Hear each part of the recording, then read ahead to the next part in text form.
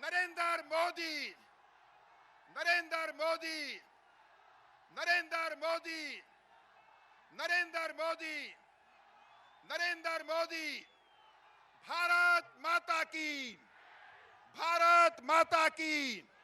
नरेंद्र मोदी, नरेंद्र मोदी, नरेंद्र मोदी।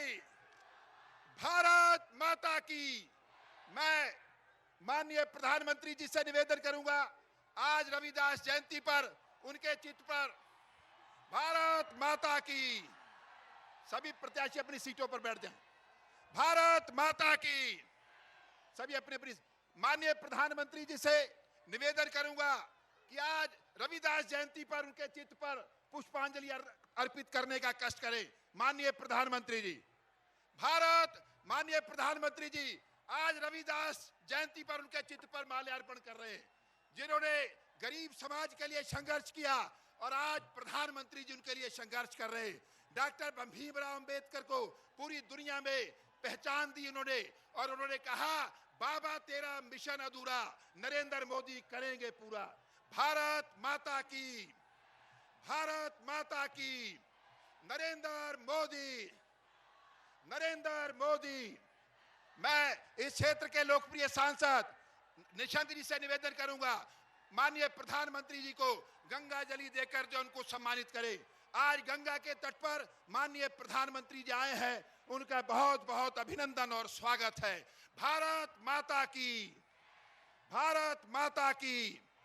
उनका सहयोग मदन कौशिक जी, स्थानीय विधायक मदन कौशिक जी भी उनका सहयोग करें। भारत माता की, भारत माता की। नरेंद्र मोदी। सुरेश राठौर जी रविदास जी का चित्र देना चाहते हैं उनकी जयंती पर, हमारे प्रत्याशी सुरेश राठौर जी। भारत माता की। भारतीय जनता पार्टी। भाइयों और बहनों, आज प्रधानमंत्री जी हमारे बीच में आए हैं। हम लोगों ने दिल्ली देहरादून में जो रैली की थी, उस दिन संकल्प लिया था कि भय न भ्रष्टाचार। इस बार भाजपा सरकार, मोदी जी हमारे बीच में आए हैं, अटल जी ने बनाया था, मोदी जी संवारेंगे। इसी भावना के साथ मैं सीधा माननीय प्रधानमंत्री जी से निवेदन करता हूं कि आए और अपने विचारों को प्रकट करें, क्योंकि ये 3 घंटे से जनता बैठी हुई है। माननीय प्रधानमंत्री जी, भारत माता की, भारत माता की। नरेंद्र मोदी, नरेंद्र मोदी। जोरदार तालियां बजाइए माननीय प्रधानमंत्री जी के स्वागत में, हाथ उठाकर। भारत माता की, भारत माता की। भारतीय जनता पार्टी। भारत माता की।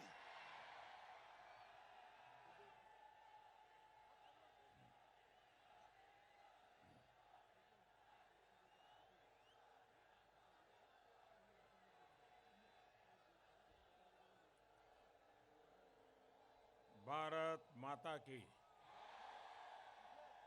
भारत माता की। मंच पर विराजमान केंद्र में मंत्रिपरिषद के मेरे साथी श्री जेपी नड्डा, श्री धर्मेंद्र प्रधान, यहाँ के जनप्रिय सांसद और पूर्व मुख्यमंत्री डॉक्टर रमेश पोखरियाल जी निशंक, ज्वालापुर से भाजपा के उम्मीदवार श्रीमान सुरेश राठौर जी। सुरेश जी यहाँ आ जाइए। हरिद्वार से उम्मीदवार श्री मदन कौशिक जी। हरिद्वार ग्रामीण से उम्मीदवार स्वामी यतीश्वरानंद जी। रानीपुर से उम्मीदवार श्री आदेश चौहान जी। लक्सर से श्री संजय गुप्ता जी। रुड़की से श्री प्रदीप बत्रा जी। खानपुर से कुंवर प्रणव सिंह चैंपियन जी।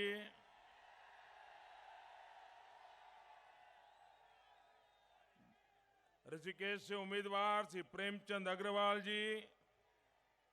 भगवानपुर से श्री सुबोध राकेश जी।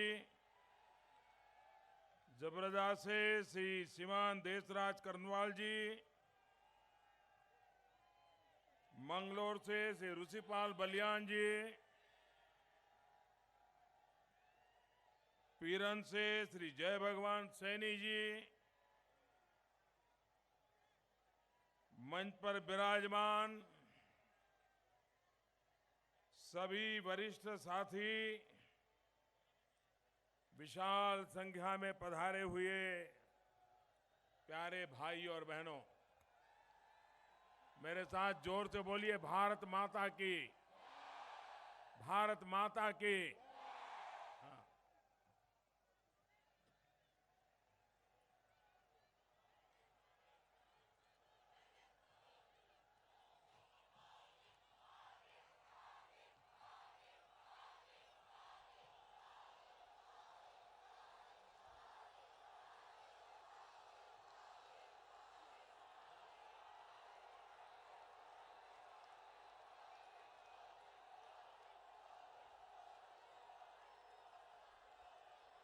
आप सब इतनी बड़ी संख्या में हमें आशीर्वाद देने के लिए आए, मैं नमन करते हुए आपका धन्यवाद करता हूं, आपका अभिनंदन करता हूं। मैं नहीं जानता हूं कि दूर दूर जो छत पे लोग खड़े हैं उनको सुनाई भी देता होगा कि नहीं देता होगा। उसके बावजूद भी जहां भी मेरी नजर पहुंचती है लोग ही लोग नजर आ रहे हैं।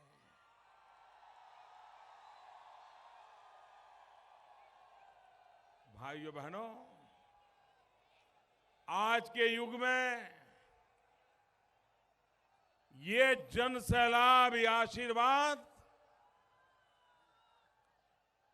ये एक अनोखी घटना मैं मानता हूं। चुनाव हमने भी बहुत लड़े हैं जी। कभी मैं भी उत्तराखंड में चुनाव अभियान के लिए आया करता था, लेकिन ऐसा उमंग, उत्साह, ये केसरिया सागर,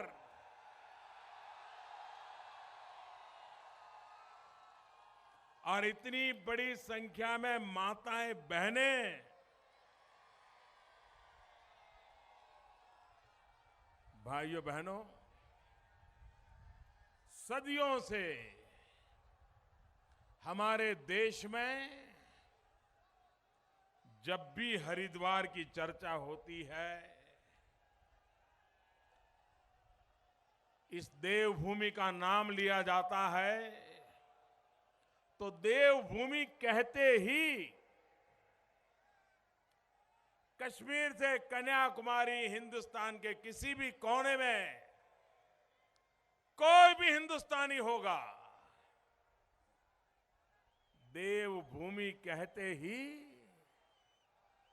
उसको हरिद्वार, गंगा जी, मठ मंदिर,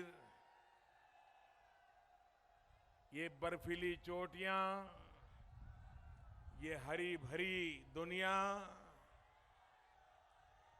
योग, ऋषि, मुनि, यही सबसे पहले याद आता है। देवभूमि को याद करते ही एक पवित्रता का भाव मन में उमड़ करके आता है। लेकिन भाइयों बहनों, आज वक्त बदल चुका है।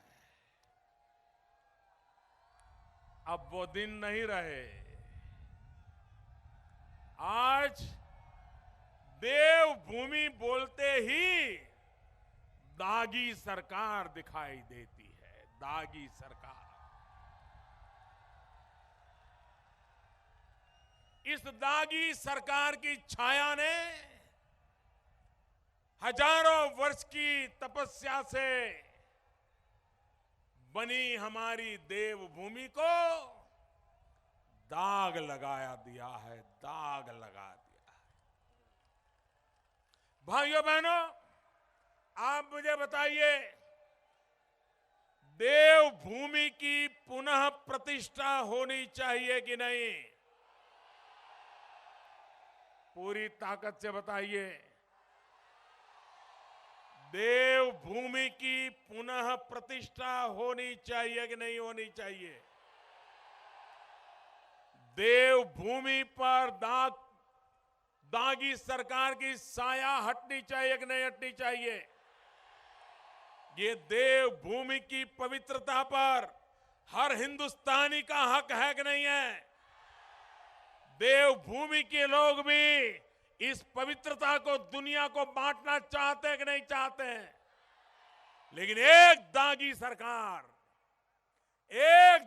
सरकार इसने इस देवभूमि की तपस्या को कलंकित करके रखा हुआ है। दाग की साया उस पर सवार है। और इसलिए भाइयों बहनों, सवाल राजनीति का नहीं है, सवाल दल का नहीं है, सवाल उम्मीदवार का नहीं है। मुद्दा इस बात का है पूरा हिंदुस्तान देवभूमि के लिए गर्व करे। ऐसी देवभूमि बनाना हम सबका दायित्व है।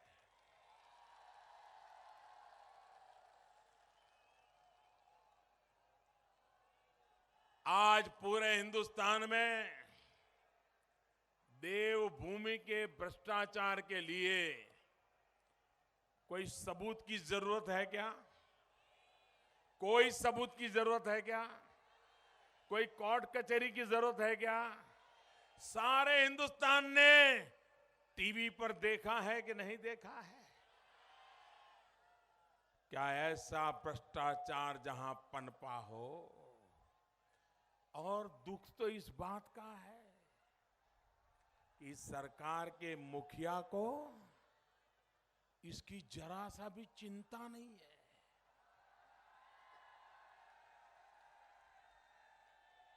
उनके बोलचाल से, उनकी चाल चलन से, उनके आचरण से ऐसा लग रहा है ऐसी चीजों को वो पचा गए हैं।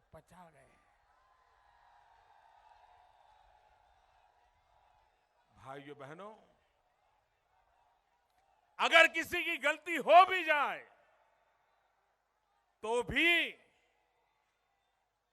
उसका आत्मा उसको कोसता है, और पकड़ा जाए तो शर्मिंदगी महसूस करता है।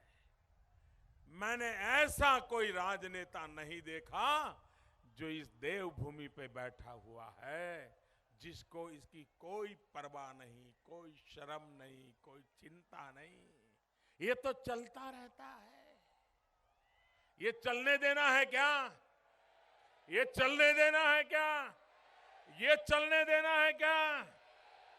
उनकी चलती होनी चाहिए कि नहीं होनी चाहिए? ये जाने चाहिए कि नहीं जाने चाहिए?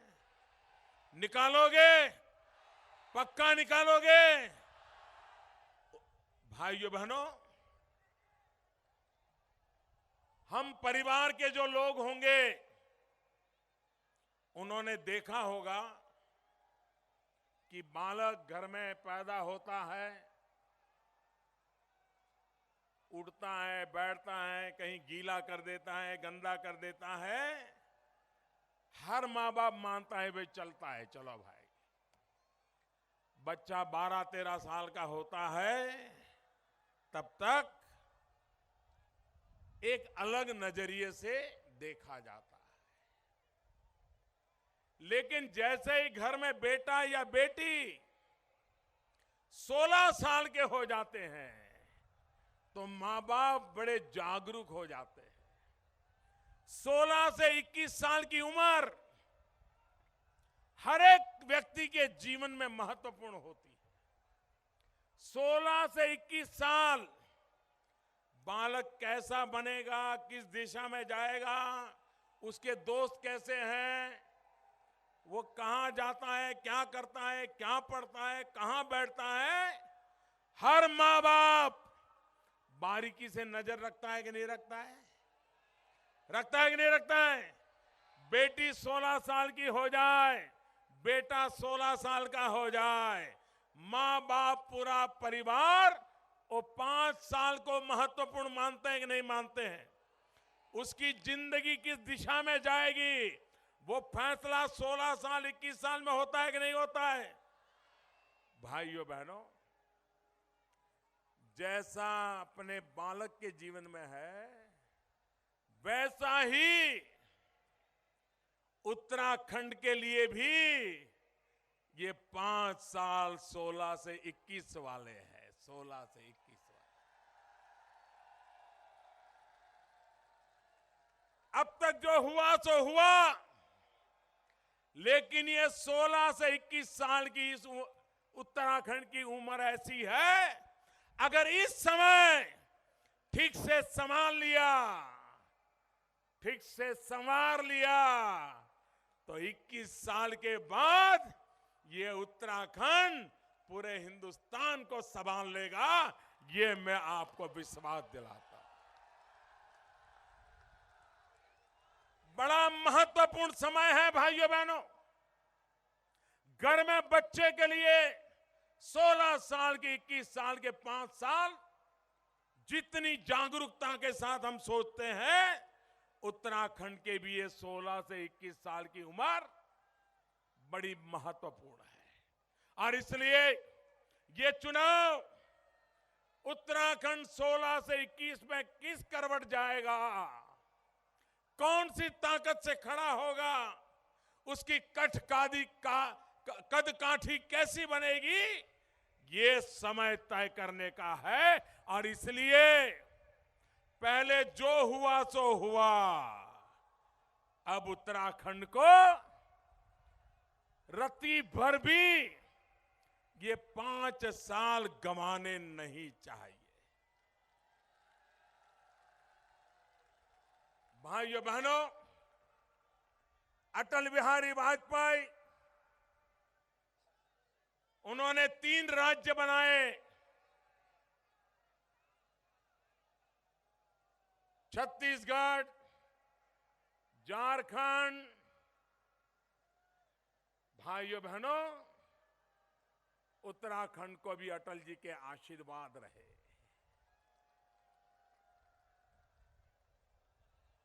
भाइयों बहनों,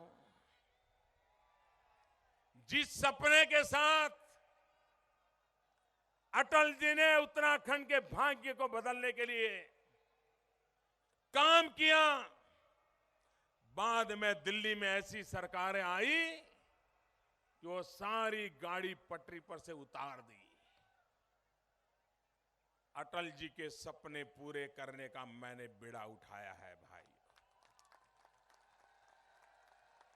जो वादे अटल जी ने किए हैं वो भी मैं पूरा करना चाहता हूं, और इसलिए मुझे उत्तराखंड के आशीर्वाद चाहिए। भाइयों बहनों, आप मुझे बताइए, ये 4 धाम की यात्रा हर हिंदुस्तानी यहां आना चाहता है कि नहीं चाहता है? चाहता है कि नहीं चाहता है? लेकिन एक बार आने के बाद वो यही तय करता है कि इस जन्म का तो हो गया, अब अगले जन्म में देखेंगे। क्यों? न रास्तों का ठिकाना, न रहने का ठिकाना, न बिजली का ठिकाना, न पानी का ठिकाना, बीमार हो जाए तो दवाई का कुछ नहीं, ऐसे ही चलता रखा गया है। भाइयों बहनों, ये केंद्र सरकार की जिम्मेवारी है कि जहां अब हिंदुस्तान 4 धाम की यात्रा करना चाहता है, सुख चैन से वो यात्रा करके घर लौट सके, समय पर लौट सके। और इसलिए 12,000 करोड़ रुपया लगा करके 4 धाम को आधुनिक रस्तों से जोड़ने का काम हमने बीड़ा उठाया है। भाइयों बहनों, यहां का पानी, यहां की जवानी,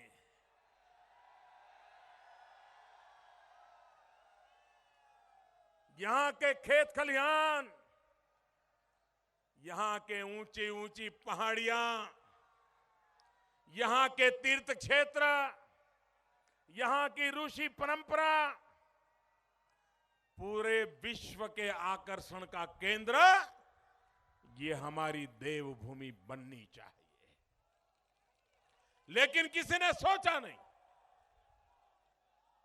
हम उस सपना लेकर के आए हैं आपके पास, और इसलिए भाइयों बहनों, उत्तराखंड में ऐसी सरकार आपको बनानी चाहिए। आज देखिए,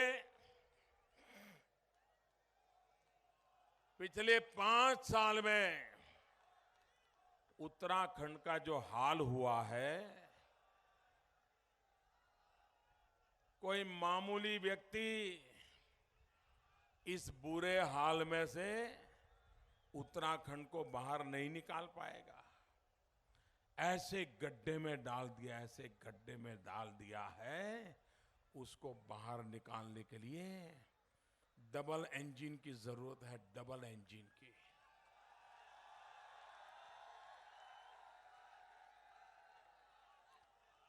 छोटा इंजन उत्तराखंड की भाजपा की सरकार और बड़ा इंजन दिल्ली में भाजपा की केंद्र सरकार, ये 2 इंजन लग जाएंगे, उत्तराखंड का कल्याण हो जाएगा। ये मैं आपको कहने आया हूं भाई।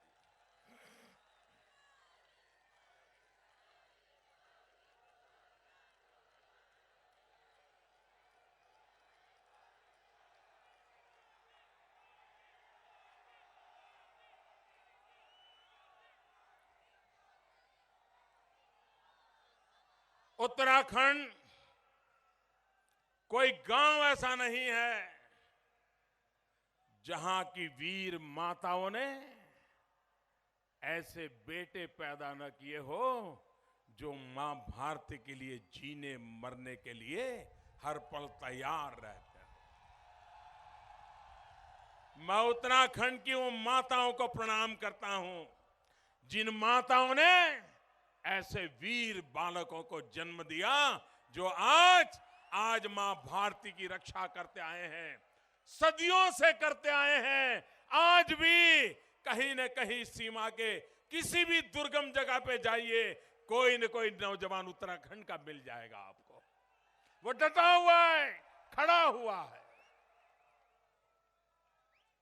इसलिए भाइयों बहनों, ये वीरों की भूमि है, ये वीर माताओं की भूमि है, ये त्याग बलिदान की भूमि है, और ऐसी भूमि को पूरा हिंदुस्तान नमन करता है भाइयों बहनों। लेकिन मैं तो हैरान हूं, इतने बड़े बड़े नेता पहले केंद्र सरकार में मंत्री थे, तो मंत्री रहते हुए उत्तराखंड का भला करने के लिए टाइम नहीं था, लेकिन उत्तराखंड की सरकार की कुर्सी खींचने के लिए भरपूर टाइम था।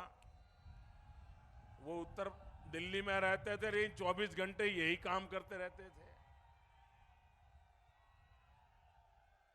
आपकी इतनी ताकत थी, अगर आपने एक काम किया होता, एक काम, जिस प्रदेश ने देश को सबसे ज्यादा फौजी दिए हो, जिस प्रदेश ने देश को सबसे ज्यादा रणबांकुरे दिए हो, जिस प्रदेश के लोगों ने देश की हिफाजत के लिए शहादत की हो, कम से कम 1 रैंक 1 पेंशन, इतना काम तो करवा लेते। दिल्ली सरकार में बैठे थे आप भाइयों बहनों, 1 रैंक 1 पेंशन के लिए कभी सरकार के सामने उन्होंने अपना प्रस्ताव तक नहीं रखा। हमने 2014 के चुनाव में कहा था, यहीं पर जनसभा में मैंने कहा था कि हमारी केंद्र में सरकार बनेगी, हम वन रैंक वन पेंशन लागू करेंगे भाई। 30-40 साल से लटका हुआ मसला, देशभक्ति की बातें करने वाली दिल्ली की कांग्रेस की सरकार हिंदुस्तान के सेना के जवान, निवृत्त सेना के जवान, सेवारत सेना के जवान, सेना के अफसर भारत सरकार को लिख लिख करके थक गए। लेकिन दिल्ली में बैठी हुई केंद्र की कांग्रेस की सरकार ये मान के बैठी थी कि ये तो डिसिप्लिन फोर्स है, देशभक्ति से भरे हुए लोग हैं, चुनाव आएंगे तब 2 भाषण कर देंगे, काम चल जाएगा। 30-40 साल तक यही किया भाइयों, आपके साथ ठगी की गई है। मैंने वादा किया था और आज मैं सर झुका करके नम्रता के साथ मेरे देश के फौजियों को कहता हूं कि हमने उस काम को पूरा कर दिया।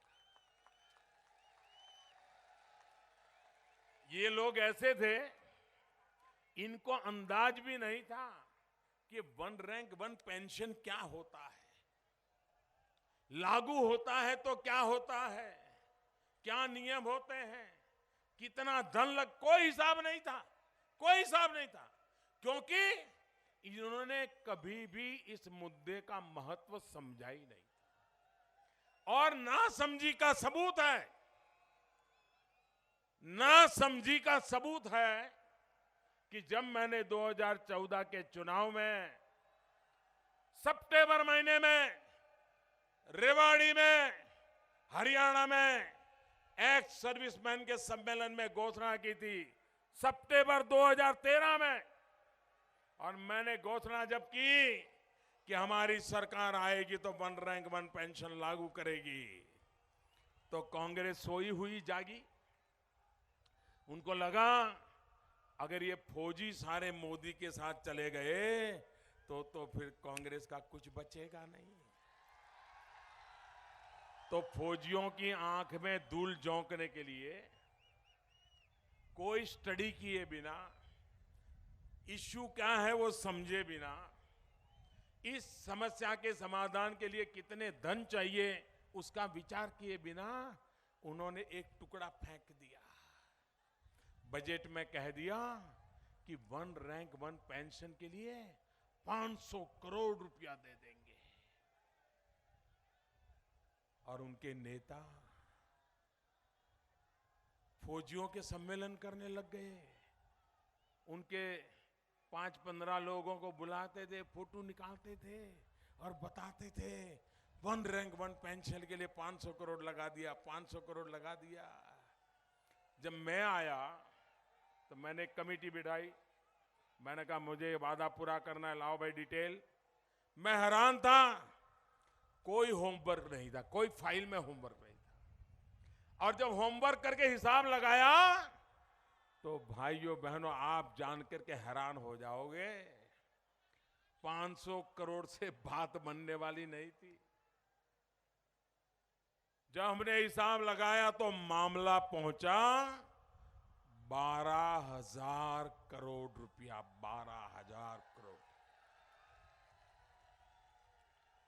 फौजियों के घर में 12,000 करोड़ रुपया देना था।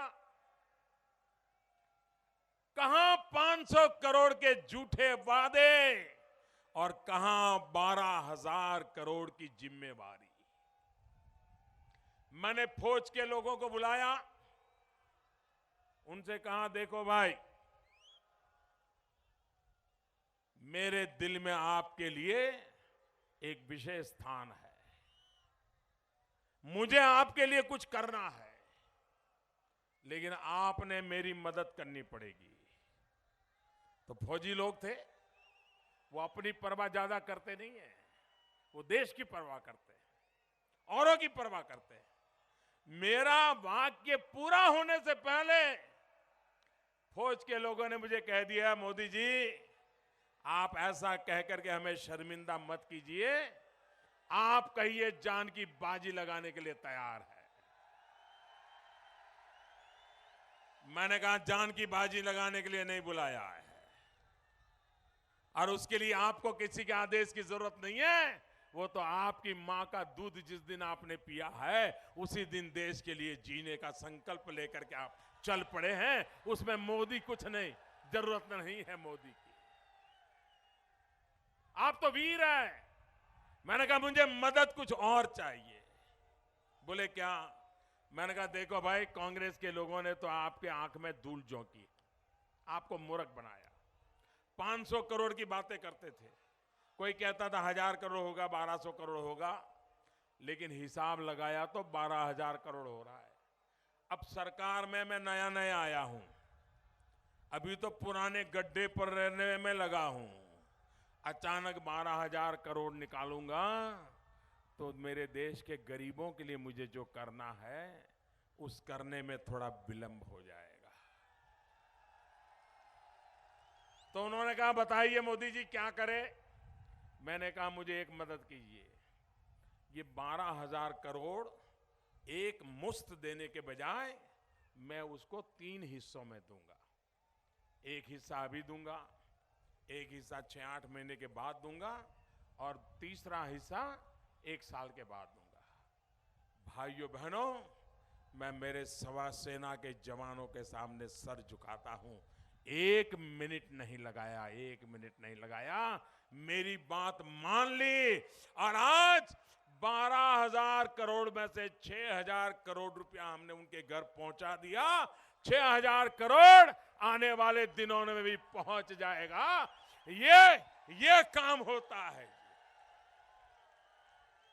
वादा करते हैं तो ऐसे करते हैं जी। भाइयों बहनों, आप मुझे बताइए, अगर जंगल कट जाएंगे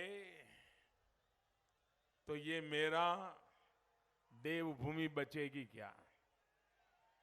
आप मुझे बताइए, देवभूमि बचेगी क्या? यहां का हर पेड़ एक एक ऋषि है कि नहीं है? लेकिन आप जानते हैं यहां की सरकारों में बैठे हुए लोगों की जंगल काटने की मिली भगत कैसी है। भाइयों बहनों, 11 मार्च को चुनाव का नतीजा आएगा। उत्तराखंड में भाजपा की सरकार बनेगी। ये लूट चलाने वाले, ये जंगलों को बेचने वाले, मैं आपको विश्वास देता हूं, भाजपा की उत्तराखंड की नई सरकार एक एक का हिसाब पूरा करेगी। कानून का काम करके रहेगा। कोई भी कितना बड़ा क्यों ना होगा, उसको कानून के दायरे को स्वीकार करना पड़ेगा। ये हमारी सरकार करके रहेगी।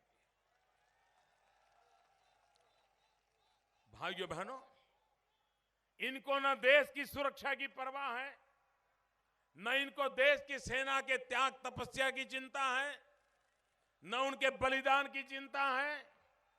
हमारे देश की सेना पराक्रमी है, पुरुषार्थी है। जब सर्जिकल स्ट्राइक हुआ, सीमा पार करके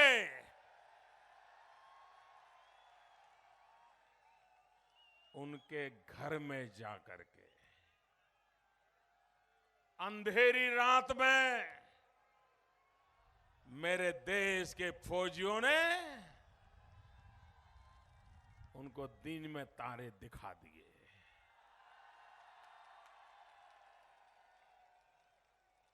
पूरे विश्व जो मिलिट्री ऑपरेशन के स्टडी कर रहे हैं, विश्व के सभी देशों के लिए एक अजूबा था और हिंदुस्तान के फौजियों ने किए हुए सर्जिकल स्ट्राइक दुनिया भर के देशों के लिए एक महान पराक्रमी घटनाओं में एक घटना के रूप में अंकित हो गई।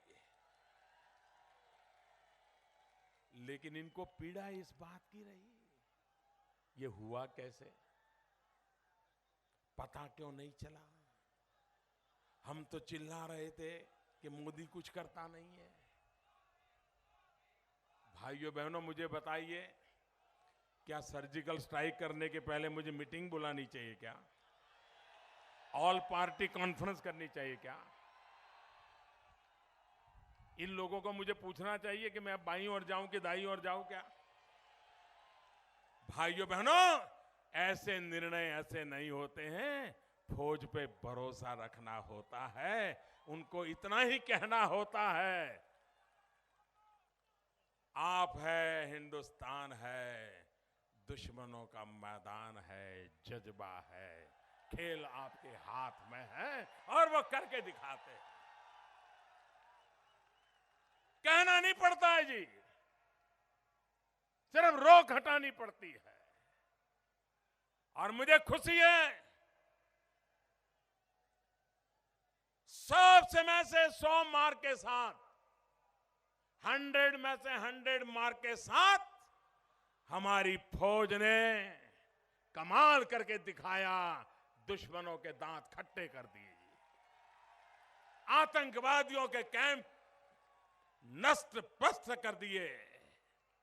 और दूसरे दिन इंडियन एक्सप्रेस नाम के अखबार ने छापा था कि सुबह सुबह पाकिस्तान की ट्रकें आई और ट्रकों में भर भर करके डेड बॉडी ले गए, भर भर करके डेड। मैं हैरान हूं, मेरे देश की सेना ने इतना बड़ा पराक्रम किया, लेकिन 2400 घंटे राजनीति करने वाले लोग राष्ट्र नीति को समझ नहीं पाते हैं। सुबह ही जैसे ही उनको पता चला, फौज के अफसर ने घोषणा की कि हमने ऐसा ऐसा किया है, इनके पेट में चूहे दौड़ने लगे, परेशान हो गए। ये मोदी सर्जिकल स्ट्राइक। उनका पहला सवाल क्या था? हिंदुस्तान के कितने जवान मरे? अरे आपको शर्म आनी चाहिए, ये मेरे जिंदा दिल जवान हैं, मार करके जिंदा आना कोई गुनाह नहीं होता है, गर्व होता है। फिर कहने लगे, अब पाकिस्तान ये कहेगा कि भाई कोई आया था मुझे मार के गए, ऐसा कहेगा क्या? कोई मुझे बताए, पाकिस्तान ये कहेगा कि भाई हिंदुस्तान से कोई आया था मुझे मार के चला गया, ऐसा कहेगा क्या? वो तो यही कहेगा ना। तो यहां के लोग भी वही कहने लगे कि पाकिस्तान तो मना कर रहा है, आप कैसे? क्या बताओ भाई, क्या पाकिस्तान के स्पोक्समैन यहां बैठे हैं क्या? यहां बैठे हैं क्या?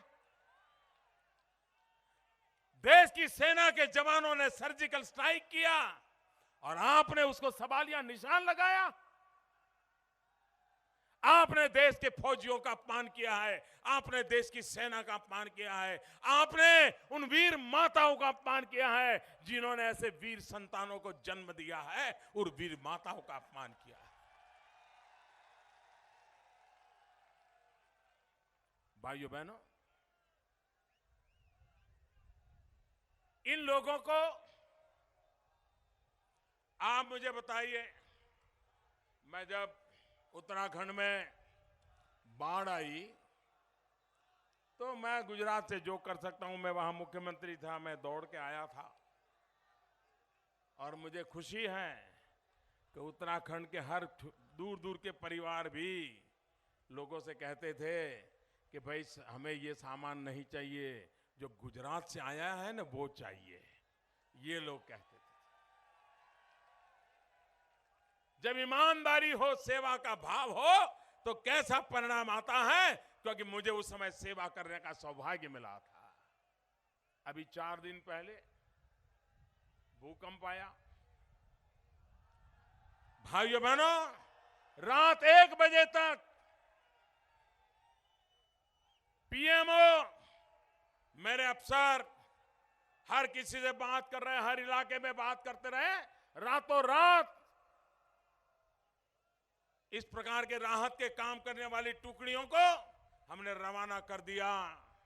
भाइयों बहनों, कभी भी हमारे देश में संकट होता है तो इतनी तेजी से कोई दौड़ता नहीं है। और उत्तराखंड में जब केदारनाथ की घटना हुई थी, तब कांग्रेस के नेता विदेशों में मौज कर रहे थे, देश भूल नहीं सकता है। और सवाल हमें पूछ रहे हो? अभी भी मैं कांग्रेस के लोगों को कहता हूं, जवान संभल के रखो, वरना मेरे पास आपकी पूरी जन्मपत्री पड़ी हुई है।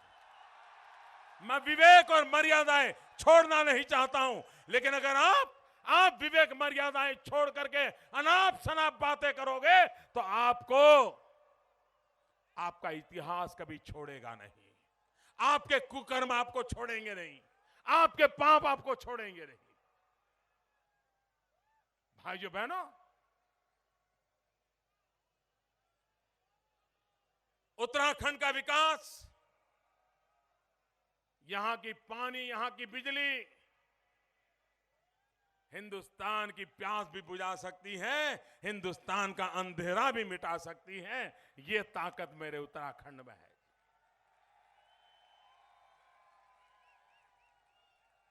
जो राज्य हिंदुस्तान का अंधेरा मिटा सकता है, उस राज्य को अंधेरे में आपने डुबो के रखा हुआ है। इससे बड़ा दुर्भाग्य क्या हो सकता है? और इसलिए मेरे प्यारे भाइयों बहनों, हम विकास के लिए वोट चाहते हैं।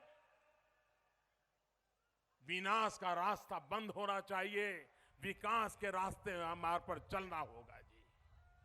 आप एक स्थिर और मजबूत सरकार दीजिए, भारतीय जनता पार्टी की सरकार दीजिए। मैं केंद्र में बैठा हूं, ये 16 से 21 साल की आपकी उम्र, ये देवभूमि की 16 से 21 साल की ये सरकार का ऐसा तबका है, नया बना हुआ उत्तराखंड है, 16 से 21 साल की उम्र है, बड़ी नजाकत भरा समय है। उसके सबसे ज्यादा परवरिश की जरूरत है, वो परवरिश का दायित्व मैं लेने के लिए आया। उस परवरिश का दायित्व लेने के लिए मैं आया हूं, और ऐसी टीम बिठाऊंगा जो उत्तराखंड को उसके सपनों के अनुरूप बना करके रहेगा, और मेरी पूरी निगरानी रहेगी। ये मैं आपको वादा करने आया हूं।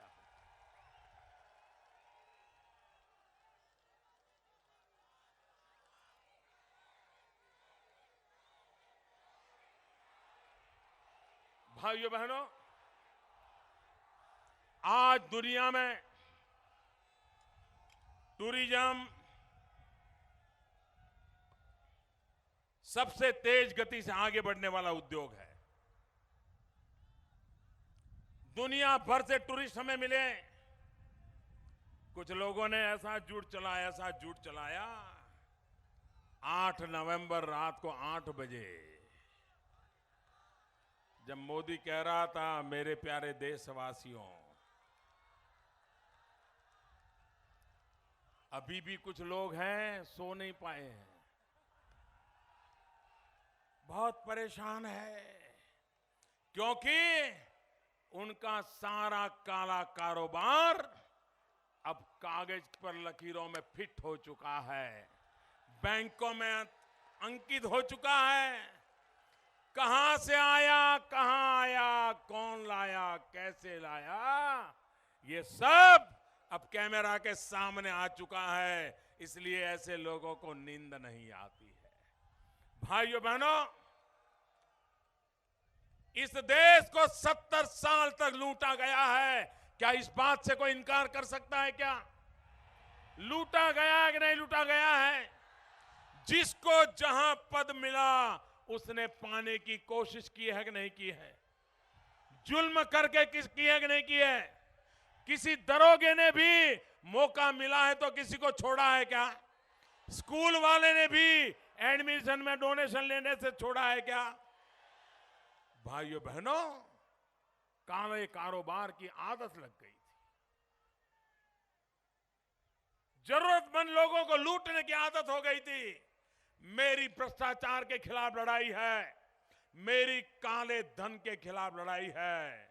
और भाइयों बहनों, जिन्होंने गरीबों का लूटा है, वो मुझे गरीबों को लौटाना है।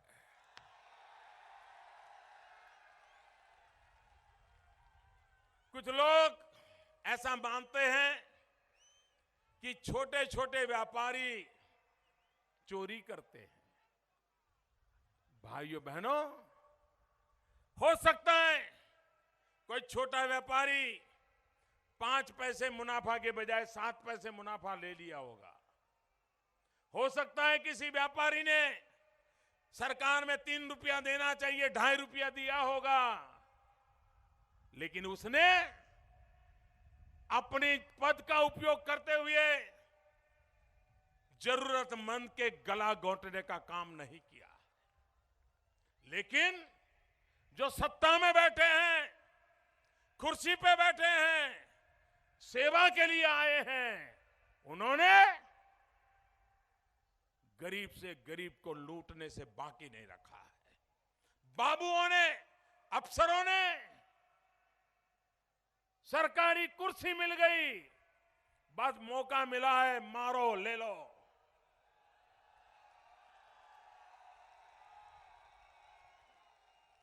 मेरी लड़ाई उनके खिलाफ है जिन्होंने पद पर बैठ करके लूटा है, उनके खिलाफ मेरी लड़ाई है। छोटे छोटे व्यापारियों से मेरी लड़ाई नहीं है। छोटे व्यापारी तो कानून का पालन करना जानते हैं और कानून का पालन करते भी हैं, और गलती हो जाती है तो ठीक भी करने को तैयार होते हैं।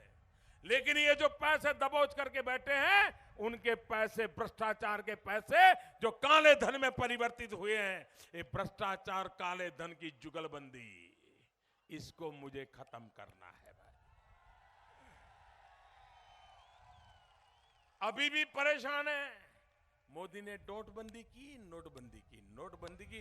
अरे नोटबंदी की है इसलिए कि 70 साल तक जिन्होंने लूटा है, वो लूट मुझे निकालनी है, और वो मैं निकाल के रहूंगा।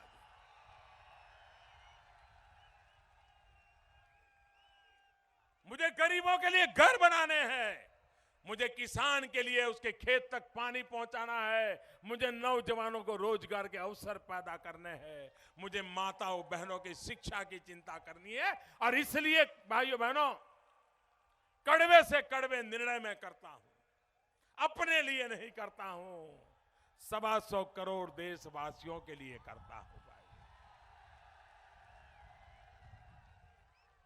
और इसलिए मैं उत्तराखंड की जनता से आज आशीर्वाद मांगने आया हूं, देवभूमि से मैं आशीर्वाद मांगने आया हूं कि भ्रष्टाचार और काले धन की लड़ाई, उसको खत्म करने का हमारा जो सपना है, 125 करोड़ देशवासी हर पल मेरे साथ रहे हैं, आगे भी रहेंगे, और भ्रष्टाचार, काला धन जाके रहेगा, ये विश्वास लेकर के चला हूं।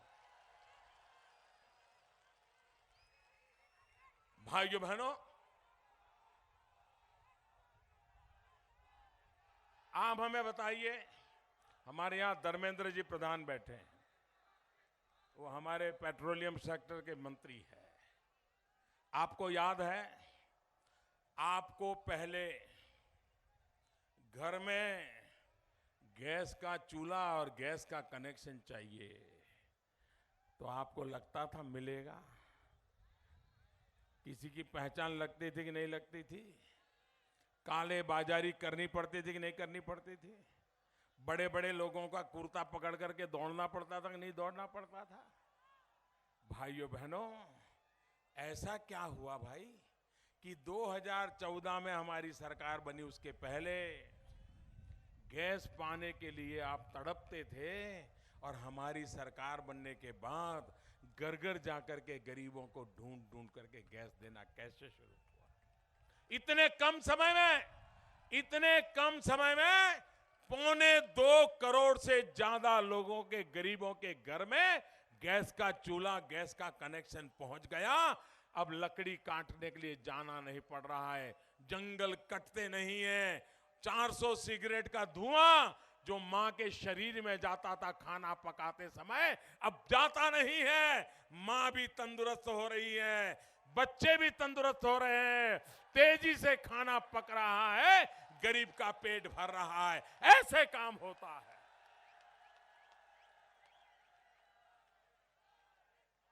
प्रधानमंत्री जन धन अकाउंट, हमने गरीब से गरीब का बैंक का खाता खोल दिया। अब इनको समझ आ रहा है कि मोदी 2 साल पहले खाते क्यों खुलवा रहा था। अरे मोदी 2 साल पहले खाते इसलिए खुलवा रहा था कि बड़ों बड़ों के खातों का मुझे हिसाब लेना था और गरीबों के खातों को भरना था। और इसलिए भाइयों बहनों, अब 2.5 साल हो गए तो समझ रहे हैं कि ये मोदी तो गरीबों के लिए जीता है, ये मोदी गरीबों के लिए जूझता है। ये मोदी गरीबों को ताकतवर बनाने के लिए मैदान में आया है। भाइयों बहनों, ये कोई मैं उपकार नहीं कर रहा हूं। मैंने गरीबी देखी है, मैं गरीबी में पैदा हुआ हूं, मैंने गरीबी को जिया है।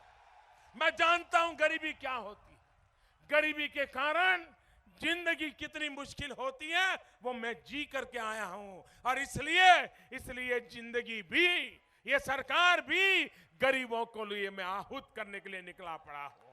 मुझे गरीबों का कल्याण कर रहा है। भाइयों बहनों, उत्तराखंड में एक मजबूत सरकार बनाइए।